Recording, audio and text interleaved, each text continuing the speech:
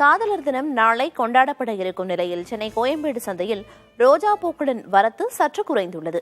கூடுதல் தகவல்களை செய்தியாளர் முருகேசன் வழங்க கேட்கலாம். முருகேசன், பொதுவா ஒவ்வொரு ஆண்டும் காதலர் தினத்தன்று அதுக்கு முந்தைய நாட்கள்ல பூக்களின் வரத்து எந்த அளவுக்கு இருக்கும்? இந்த ஆண்டு எதனால வரத்து குறைஞ்சிருக்கு? விலை நிலவரம் என்னவா இருக்கு?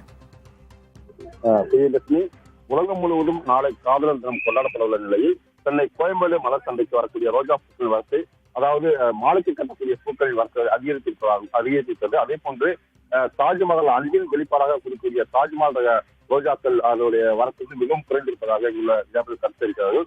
குறிப்பாக கோயம்பேடு மலர் சந்தைக்கு நீலகிரி, கிருஷ்ணகிரி, முத்தூர், பெங்களூரு மற்றும் மைசூர் போன்ற பகுதியிலிருந்து பூக்கள் வரத்து வந்து கொண்டிருப்பது வழக்கம். இந்த ஆண்டு அதே போன்று பூக்கள் காதலில் வரத்து வந்து கொண்டிருக்கிறது.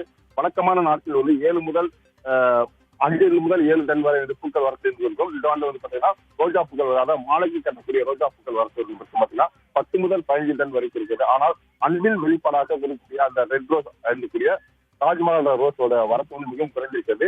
பனிப்பொழிவின் காரணமாக இந்த ரோஜாக்கள் விலை வரத்தும் குறைந்திருக்கிறது. குறிப்பாக நேற்றைய தினம் 200 முதல் 300 ரூபாய் வரைக்கும் விற்கப்பட்ட 20 பூக்கள் ஒரு கட்டு ரோஜா பூ ரெட் ரோஸ் விற்கப்பட்ட நிலையில் இன்றைய தினம் 350 முதல் 450 விற்க முடியாது. தனிப்பட்ட முறையில் ஒரு ரோஜா பூ 25 முதல் 40 ரூபாய் வரைக்கும் விற்கப்படுகிறது. குறிப்பாக பாத்தீங்கன்னா பனிப்பொழிவு அதிகமாக செய்த காரணமாகவும் வரத்து குறைவாக இருப்பதாகவும் இந்த ரெட் ரோஸ் என்ற தாஜ்மஹால் ரோஸ் வரத்து குறைந்திருக்கிறது. கடந்த ஆண்டை ஒப்பிடையில் கடந்த ஆண்டு 4 லாரிகள் அளவுக்கு ரெட் ரோஸ் வரப்பட்டது. தற்போது அதனுடைய அளவு 2 லாரிகள் தான் வரப்படுகிறது கூறப்படுகிறது. தகவல்களை வழங்கியதற்கு நன்றி முருகேசன்.